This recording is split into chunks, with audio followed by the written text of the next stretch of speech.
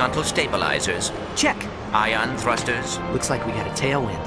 If we time it right, we can ride the slipstream of the grav train past the Seagrid traffic. Launch the mag grappler onto that pedway overpass and slingshot right up to... Ratchet. The thrusters are fine, Clank. See? Over the course of 5 games, the Ratchet and Clank franchise has crafted its own identity and a large following as well. But the duo's first outing on the PlayStation 3 finds them facing an identity crisis of sorts.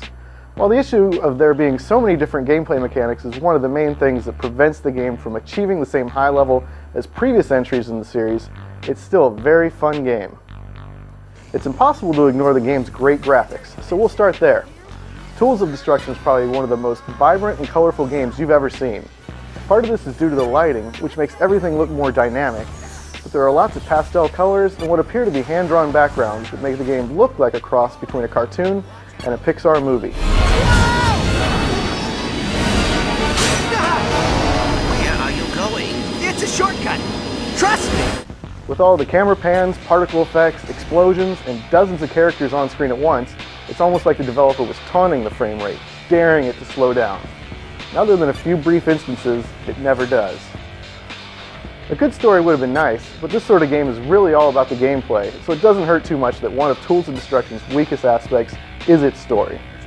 The voice acting is solid, and the dialogue is quite funny, but the story is barely fleshed out enough to give you reason to go from one level to the next.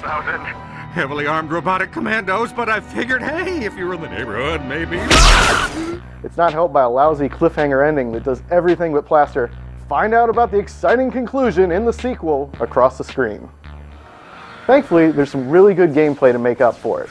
Like the previous games, the action is viewed from a third-person perspective as primarily a mix of platforming and shooting, with an emphasis on the shooting.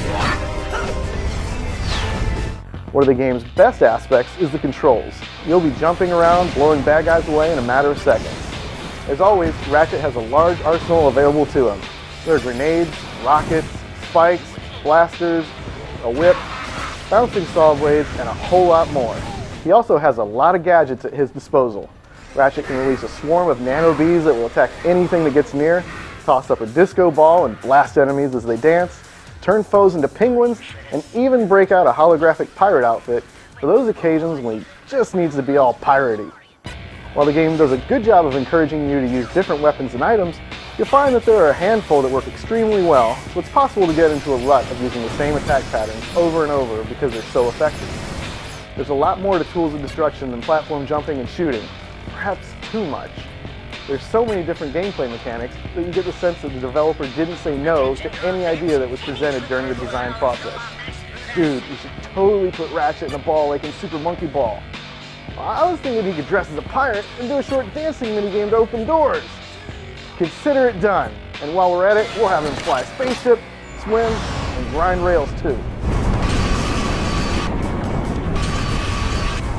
The game uses motion controls to mix results.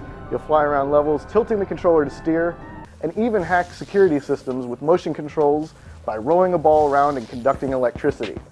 These minigames aren't bad, and they actually control pretty well, but they're just not as fun as running around shooting guys.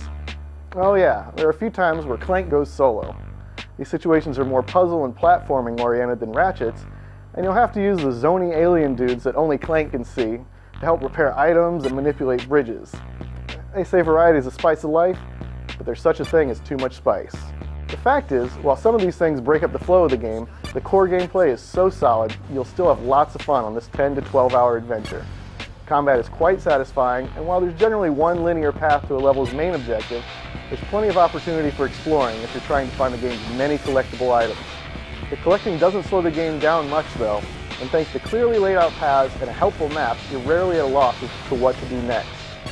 You won't have to worry much about dying slowing you down, because the game is extremely easy and only gets remotely difficult in the last hour or so. The difficulty will be fine for kids, but anyone who has played a Ratchet game before will likely find this adventure too easy. To throw everything in, including the kitchen sink style gameplay that takes too much of the focus off platforming and combat, as well as a lack of challenge, keeps Tools of Destruction from achieving the same level of greatness as its predecessors. But it's a very good and good-looking action-adventure game on a system in need of just that.